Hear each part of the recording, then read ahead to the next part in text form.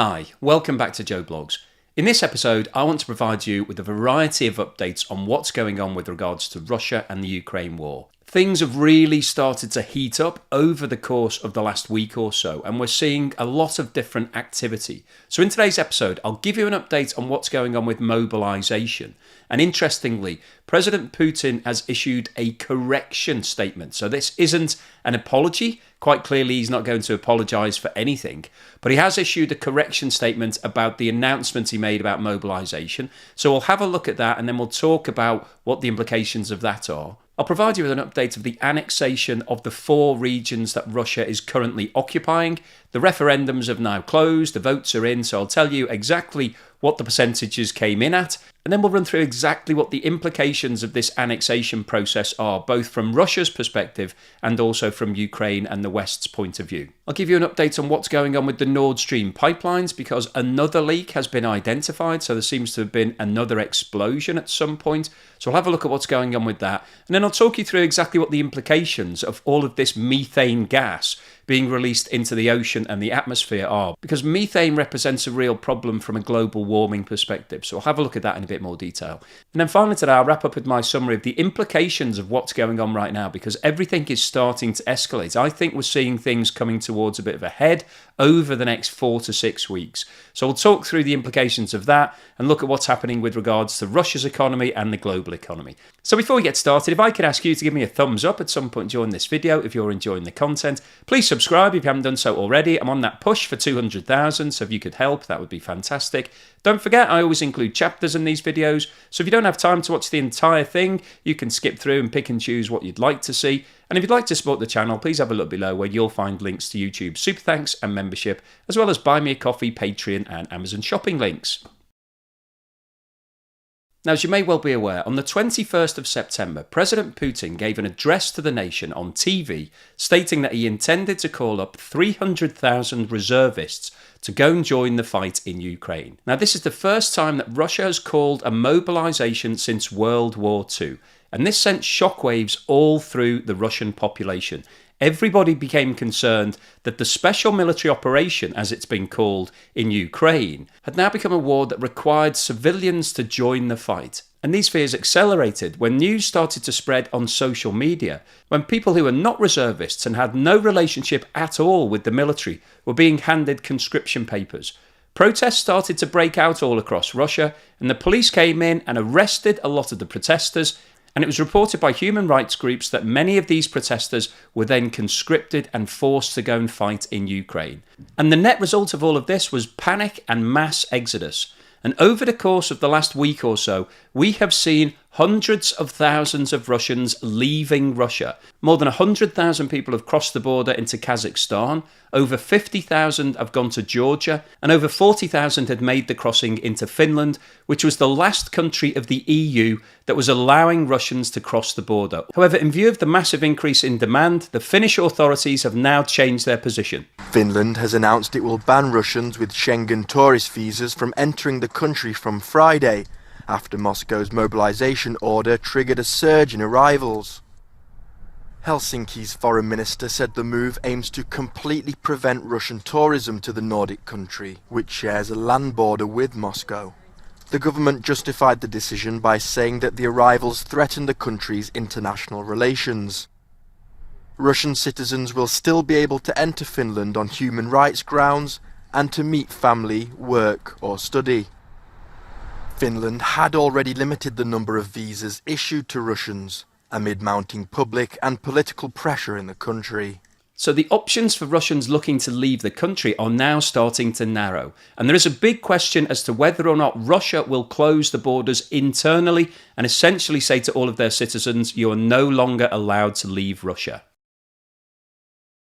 Now, in order to try to calm the population down, President Putin has made a follow-up statement regarding his initial mobilization announcement. Russian President Vladimir Putin on Thursday for the first time acknowledged publicly that his military mobilization had not gone smoothly. In an address, Putin said mistakes had been made in a call-up to reinforce Russia's flagging military operations in Ukraine and said they should be corrected. Many questions arise during this mobilization, Mistakes need to be corrected and they cannot be made in the future. This is about those citizens who qualify for deferment. Кому, например, полагается For example, fathers who have many children or people suffering from chronic diseases, or those who can't be drafted because of their senior age. хроническими болезнями или уже It is necessary to investigate each case like this separately. If the mistake has been made, I repeat that it should be corrected and return home those who had been drafted unreasonably. вернуть домой тех, кто был призван без надлежащего на то основания. Russia's announcement on September 21st of its first partial military mobilization since World War II prompted thousands of men to flee the country to avoid the draft and provoked widespread public expressions of discontent, including complaints about enlistment officers sending call-up papers to clearly ineligible men. Some 2,000 people have also been arrested at unsanctioned anti-war protests in over 30 towns and cities. Putin said those who had military experience and training in required specialties should be called up first. He notably refrained from assigning blame for the errors. So as I mentioned at the start of the video, this absolutely is not an apology by President Putin. I don't think that's in his nature to come out and state that he made a mistake. But what's also interesting about this announcement is that he hasn't come out and stipulated that it's only reservists who are being called up. What he did say was that old people, ill people, and men who have many children will be exempt from the conscription. But he hasn't tried to allay everybody's fears by saying this will only be 300,000 and it will only be people who have military background. And that's really what's causing mass concern amongst the general populace. They are all worried that they will be taken out of their family lives, out of their jobs, and be forced to put on a uniform and go and fight in Ukraine. So I don't actually see this public statement as putting anybody's mind to rest at all. He's actually confirming that people will be called up. And I think the message is clear that unless you're old, ill, or you've got lots of children, then you are very much in the frame to be called up and be sent to Ukraine. Now, around the same time that President Putin was announcing that he was mobilising 300,000 additional troops, the Russian-appointed heads of the 4 regions of Ukraine that are currently occupied by Russia announced that they were going to hold referendums to ask all of the citizens if they wanted to officially join Russia. The Ukrainian authorities in the West denounced these referendums as illegal and having no power. However, between the 23rd and the 27th of September, voting was held in the 4 regions and the results are now in. The Russian authorities in Luhansk have stated that 98.4% people voted to join Russia. In Zaporizhia, the figure was 93.1%. In Kherson, 87%, and Donetsk had the highest percentage at 99.2%. At the time of filming this video, preparations were underway in Moscow for a ceremony to announce that these 4 regions will now officially join Russia. Russian President Vladimir Putin on Friday will begin formally annexing parts of Ukraine. Moscow's Red Square was closed to the public ahead of the ceremony, where banners read Donetsk, Luhansk, Zaporizhia, Kherson, Russia. Moscow plans to annex those 4 Ukrainian regions, 15% of the country's total area, or the size of Hungary or Portugal. But just how Russia would mark the annexation was unclear. The Kremlin did not say whether Putin would attend the Red Square concert, as he did a similar event in 2014 after Russia proclaimed annexed Ukraine's Crimea region. Spokesman Dmitry Peskov said Putin would, however, make a speech inside the Kremlin. There will be a major speech by President Putin at the ceremony. It's important to note this is not a presidential address to the Federal Assembly. Let there be no confusion. That is a different format and one that will take place later. So what's going on here, and will this official annexation of these 4 regions change anything? Well, from Russia's perspective, President Putin is trying to change the focus of this war. By absorbing these 4 regions into Russia, he's now stating that any attacks that are made within these regions are effectively an attack on Russia. So rather than this being an invasion of Ukraine and therefore an overseas war for Russia, he's officially moving the border of Russia to incorporate these 4 regions of Ukraine.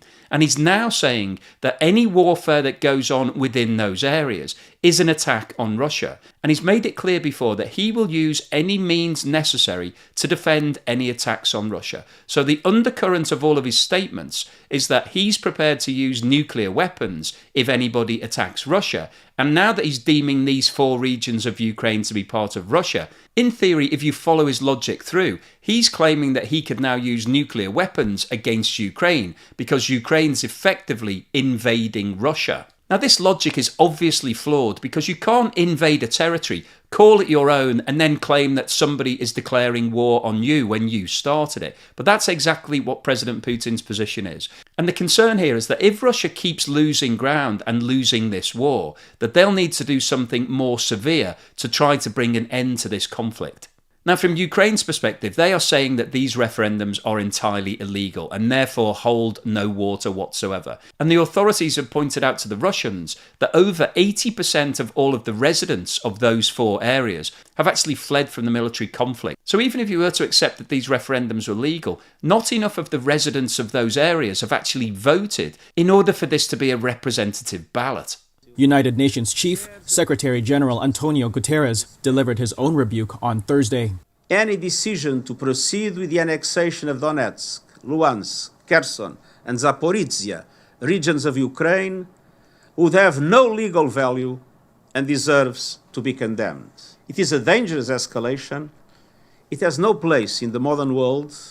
It must not be accepted. And in direct response to these referendums, additional sanctions and military support have now been announced. U.S. White House Press Secretary Karine Jean-Pierre said Washington would send more financial aid to assist Ukraine. And today, the United States is announcing an additional $1.1 billion package of weapons and equipment for Ukraine through the Ukraine Security Assistance Initiative. The announcement brings the total U.S. security aid to $16.2 billion. Washington and the EU also said they would impose more economic costs on Moscow. And we're determined to make the Kremlin pay for this further escalation. Ursula von der Leyen is the EU Commission president. So we propose sweeping new import bans on Russian products. This will keep Russian products out of the European market and deprive Russia of an additional 7 billion euros in revenues. We're also proposing to extend the list of products that cannot be exported to Russia anymore. The aim is here to deprive the Kremlin's military complex of key technologies. So things are now starting to heat up on both sides. Russia has now officially annexed these 4 regions in exactly the same way as it did with Crimea in 2014. Now, it managed to get away with the situation in Crimea, and the new sanctions and the military support show that the West has not agreed to this annexation. And in terms of the war itself, it's been reported that Ukrainian forces are making further advances in the Luhansk region and that they're trying to win back that whole territory. So Ukraine is not taking this lying down. Russia may well have declared that this is now part of Russia, but Ukrainian forces are making concerted efforts to retake that land. And it'll be really interesting to hear what Russia's official response to this is going forward. On Tuesday the 27th of September, it was reported that 3 leaks had been found on the Nord Stream 1 and Nord Stream 2 pipelines, and these leaks were resulting in a large release of methane gas from both pipelines. This remains an ongoing problem, and the situation has now got worse. The Swedish Coast Guard on Thursday said it discovered a 4th unexplained gas leak in the undersea Nord Stream pipelines linking Russia to Europe. And as gas rose to the surface, allegations of sabotage flew between Brussels, Moscow, and Washington. The European Union is investigating the cause of the leaks in the Nord Stream 1 and 2 pipelines under the Baltic Sea and has said it suspects sabotage, to which it promised a, quote, robust and united response, but it has not said who is to blame. From Brussels, NATO Secretary General Jens Stoltenberg warned, quote, any deliberate attack against allies' critical infrastructure would be met with a united and determined response. And an EU official drew a direct link between the Nord Stream leaks and the Russian invasion of Ukraine, saying about the possible sabotage of pipelines, quote, this fundamentally changes the nature of the conflict as we have seen it so far. It's unclear why any nation, either supplying energy or consuming it, might seek to sabotage key energy infrastructure. Russia and European partners spent billions building the pipelines, which are operated by Russian energy firm Gazprom. Moscow, conducting its own investigation, has said it suspects what it called state-sponsored terrorism, and a Russian Foreign Ministry spokesperson on Thursday said Washington had the most to gain from the damaged pipelines. The Kremlin has also said allegations of Russian responsibility were, quote, stupid. Moscow had halted deliveries via Nord Stream 1, saying Western sanctions had hampered operations. Nord Stream 2 had not started commercial operations, although neither was in use at the time of the leaks. Both still contained large volumes of gas. So Russia is now implying that the USA organised some form of terrorist attack on both of these pipelines. And the USA have come out and stated that they believe that it's likely that Russia had some involvement. So both sides are blaming each other. Now, the investigation is still ongoing, so we don't actually have an answer in terms of who instigated these explosions. But let's quickly talk through the logic. These pipelines had been closed since the end of August. Russia had actually been reducing the amount of gas that was being fed to Germany through the Nord Stream pipeline. As a result, firstly, of planned maintenance, then there was an issue with regards to a turbine that was held up in Canada, and then there was reportedly an oil leak, which meant that they had to shut the pipeline down, and no gas was supplied to Germany during September. And Germany has made its intentions very clear that it wants to stop buying gas from Russia. So in the medium to long term, this pipeline is redundant. So with that in mind, we need to ask the question as to why the West would go to the bother of trying to organise some sort of military effort that wouldn't be detectable to blow up these pipelines. Because going forward, Russia won't be earning any revenue from them anyway. So it's not as if they'll be cutting off a large amount of cash to the Russian authorities. In fact, the Russian authorities are the ones who've stopped sending gas anyway. So they'd already cut off their own revenue source by not providing the gas that Germany wanted to buy. So from the West's point of view, there's no real upside, there's no major advantage to blowing up these pipelines because it's not really hurting Russia any more than Russia's already hurting right now. But if you look at the situation from Russia's perspective, Germany actually wants the gas to be provided right now. It's still filling up its storage capacity and it still needs those gas supplies. So there's no sanction in place currently that stops Germany buying gas directly from Russia. So if the pipeline was open and operational, Russia could send gas. Germany would take it, they would still be paying Russia large amounts of cash. Now, Russia have come up with a variety of excuses over the last few months as to why they can't provide the maximum amount of gas. And this pipeline can provide around 60 billion cubic meters of gas per year, so it's a lot of gas. And as you're probably aware, President Putin has threatened on many occasions to switch off the supplies to the major countries in Europe. And he's already switched it off to Poland, Bulgaria, Denmark, the Netherlands and Finland. Now, the reason that those countries had their supplies switched off is that they refused to pay Russia in rubles. Over the last few months, Germany has needed those gas supplies. It uses gas to produce electricity and it also feeds gas directly to consumers for heating and cooking. So Germany couldn't afford to have all of its supplies switched off in April, and as a result of that, it's been paying Russia in rubles as President Putin demanded. So Germany's been doing everything it's been asked to do, and Russia has really been running out of excuses as to why they haven't been providing the amount of gas that they need to. And these explosions provide the perfect opportunity for Russia to state that we can no longer supply gas to Germany because the infrastructure is damaged. So when you take a step back and look at the overall perspective, the West doesn't really have anything to gain by damaging this infrastructure. However, from Russia's point of view, it provides a very convenient way of cutting off the gas supplies to Germany without raising the political tensions and potentially exposing itself to even more sanctions. And as I discussed in a separate video, it's quite difficult these days to get away with this sort of terrorism without somebody finding out what you've been doing. So we've got satellite imagery all around the globe that would pick up any planes or ships or possibly even any submarine action. So it will be identifiable who did this if it was an external attack.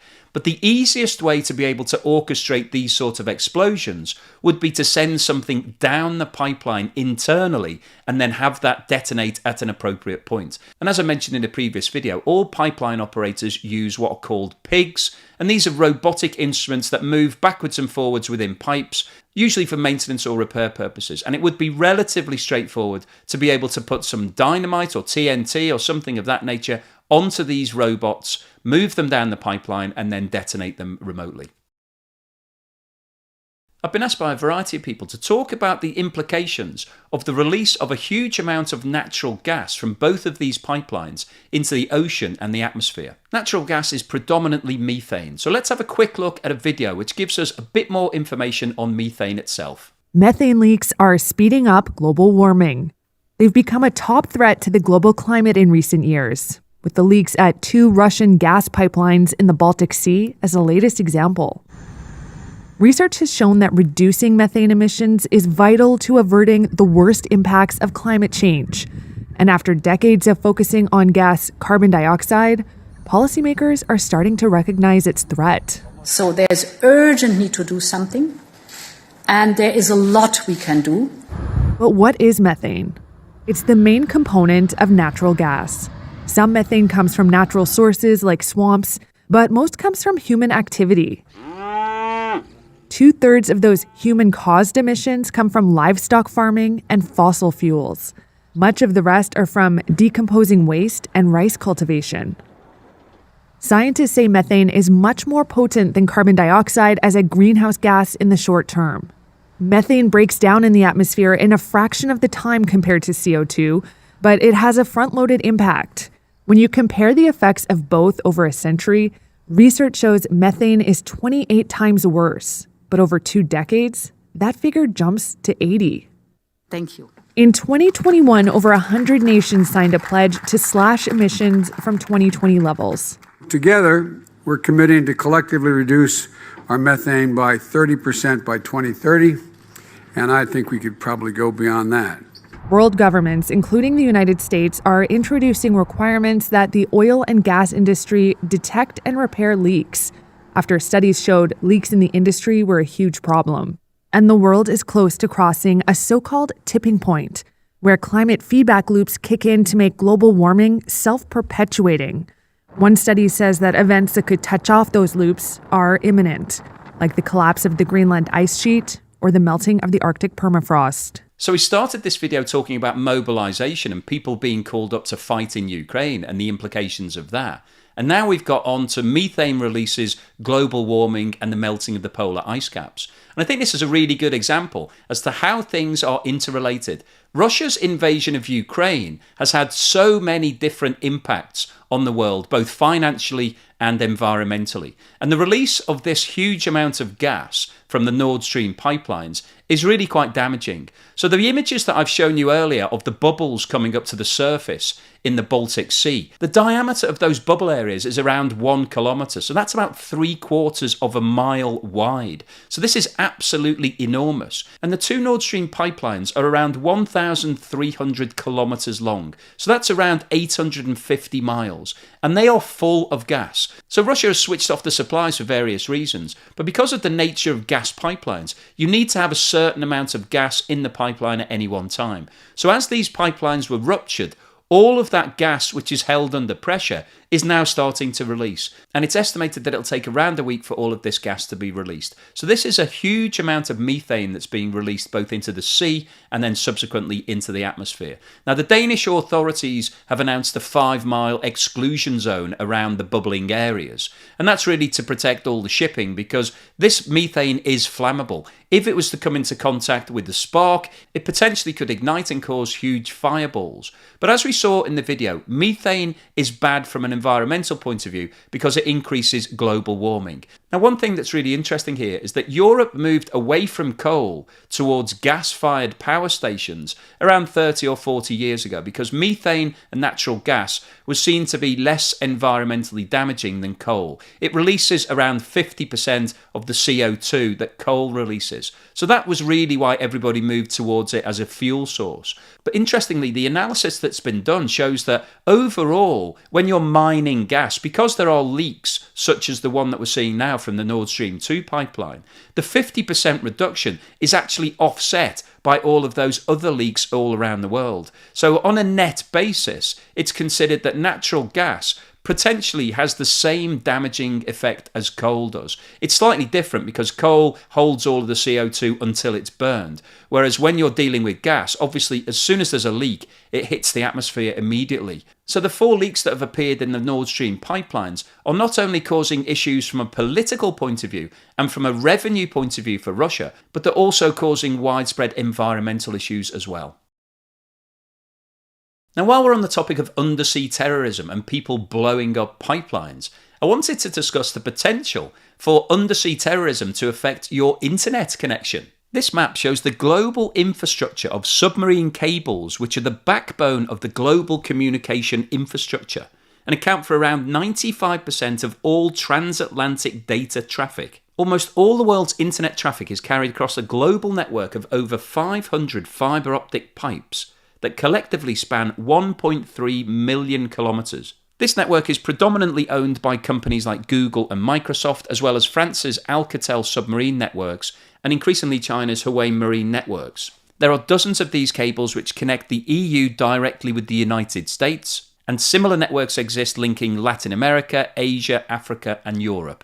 Now, the majority of these cables are laid in inaccessible deep water locations, but they can be accessed obviously by submarines or military vessels. And the fact that we've seen explosions on the Nord Stream pipelines throws up the question as to whether or not there's the potential for these cables to be targeted, because that would then potentially cut communication and internet connectivity between Europe and the USA. Now, British and American military officials have repeatedly warned Russia has the technical skills to take out part of the world's undersea internet infrastructure to cripple some of the West's digital networks. These pipelines are often located less than 100 metres underwater and would require either a submarine or unmanned vehicle to plant explosives at critical points of the network. So I'm not saying that Russia is going to do this and that they're planning to make any of these attacks, but I just wanted to raise the issue to make sure that we're all aware that the internet and communication and connectivity that we all take for granted is actually dependent on various cables. And if somebody decided to attack those cables, then that would potentially mean that we could all lose everything overnight. So what's the summary and conclusion today? Well, I wanted to post this video because we're now seeing a real step change in the war. It's starting to become more aggressive on both sides. And we've seen the mobilization being called, and President Putin's corrected his statement, but he hasn't apologized and he hasn't changed the perspective in terms of it still looks likely that anybody could be conscripted in Russia. And that's causing pandemonium in Russia. A lot of people are making a break for the border. They're trying to get out of the country before they get conscripted and forced to go to Ukraine. So we've seen a real change from Russia's perspective in terms of their intention towards this war. It's really clear now that President Putin is committed to this war. He's going to throw as many people as he needs to keep it going. So he's not likely to back off anytime soon. And from the West's perspective, they've increased the sanctions against Russia. So we're seeing the West upping the ante at the same time. And in the actual fighting areas, Ukraine is trying to win back all of those zones that Russia has decided to annex. And the annexation of these 4 regions is an important point in this conflict because Russia is now claiming that they've moved the border, that all of these 4 areas now are officially part of the motherland. They are now part of Russia. And they say that any attacks on those areas now is deemed to be an attack on Russia, and they'll do whatever it takes to defend their land. So the implied message here is that Russia is threatening everybody with nuclear weapons, that they are prepared for nuclear strikes in the event that Ukraine doesn't back off. So unlike what happened in Crimea in 2014, Ukraine and the West are not agreeing to these tactics. Nobody is accepting that these 4 areas have become part of Russia apart from President Putin himself. But it's quite likely that the number of forces and the intensity of fighting will increase over the course of the next few months. And these really are the critical months of this war because we're going into the winter period, which is going to be more challenging from Russia's perspective to keep those supply lines fed. And if Russia can make it through to the spring, then my personal view is that this war is likely to go on for at least the next 12 months because Russia doesn't want to be seen to lose face. It's losing ground, but it won't accept any form of peace agreement. The fact that they've annexed these areas means that from President Putin's perspective, this is now now part of Russia. So it's very, very unlikely that while he's in charge, that there's going to be any change in that perspective. Now, there's been some commentary and speculation in the press recently that the only way to bring this war to an end would be to remove President Putin from power. Whilst he remains in charge of Russia, it's very unlikely that we will see any sort of peace settlement. And in terms of what the implications of all of this are for the global economy, well, of course, it's really bad news. As I've mentioned in other videos, the longer this war goes on, the more damage is being inflicted on the economy, because we're still seeing volatility in terms of oil prices and food prices. We've got really high rates of inflation all around the world. We're now seeing interest rates starting to be raised aggressively by a variety of different countries. When you have high inflation and high interest rates, that causes a horrible combination of an increase in the cost of living at a time when people have got less disposable income. So it's likely that over the next 3 to 6 to 12 months, we'll still see high inflation, but we'll see people having less money to spend. So that means we'll start to see economies slowing down, and we could get to the dreaded stagflation, where we've got stagnation in the economy at the same time as high inflation. But overall, the biggest risk here is that we're going to go into recession. A number of countries are teetering on the brink right now. The UK is probably the most fragile of all the big economies in the world. It's had real problems over the course of the last few weeks. We've seen the value of the currency deteriorate rapidly. We've seen a variety of policies announced by the government that have not gone down well. And we've seen the cost of borrowing for the UK government rise to above 4%. That compares to the official rate of interest of 2.25%. So that really doesn't equate, because the cost of borrowing for the country should be lower than the official cost of borrowing for all of the citizens and the companies. So at some point, we're going to see a really big increase in interest rates in the UK. That will have a negative impact on the economy, which could easily push the UK into recession. And as I've said many times before on the channel, if one country in the world goes into recession, it has a knock-on impact, because the UK is a net importer. It's buying lots of things from lots of other countries. If it has a reduction in GDP, that means it will buy less. Therefore, all of the countries who are exporting to the UK will sell less. Their economies will start to contract, and so it goes on. As those economies contract, they will have a knock-on impact to the people they're buying from, and therefore you can see how this thing becomes a domino effect all across the world. So the bottom line here is that if this war carries on for a prolonged period, right the way through into 2023, then it will definitely have a major negative impact on the global economy, and most likely will trigger a global recession in 2023. So hopefully you found today's episode useful, informative, educational, and thought-provoking. If you've liked what I've said, then please give me a thumbs up, and don't forget to subscribe if you haven't done so already.